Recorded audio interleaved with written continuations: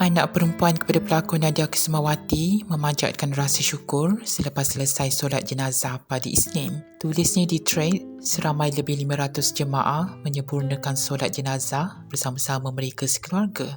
Alhamdulillah Ma, syukur pengakhiran Mama sangat sempurna dan baik. Lebih 500 jemaah di tanah Jeddah yang solatkan dan mendoakan Mama. Rakyat Malaysia pun ramai sangat yang mendoakan Mama. Mama rehat di sana ya.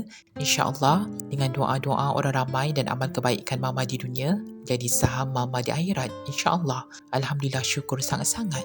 InsyaAllah kita berjumpa semula sekeluarga di syurga ya Mama. Assalamualaikum. Terdahulu, suami Allahyarham Nadia Kesuma iaitu Profesor Dr. Muhammad Kamarul Kabilan Abdullah mengimamkan solat jenazah pelakon itu selepas solat subuh waktu tempatan. Jenazah sudah dimandikan oleh anak iaitu Sarah dan kawan arwah, sudah disembayangkan serta diimamkan sendiri oleh saya.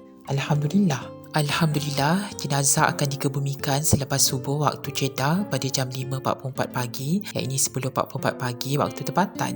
Media semalam melaporkan Muhammad Kamarul bersama anak perempuannya berlepas ke Jeddah menerusi penerbangan Saudia bersama anaknya jam 5.30 petang bagi menyelesaikan segala urusan jenazah di King Fahad Hospital. Ia termasuk menguruskan dokumentasi dan mengambil semula barangan peribadi Allahyarham Nadia Kesuma.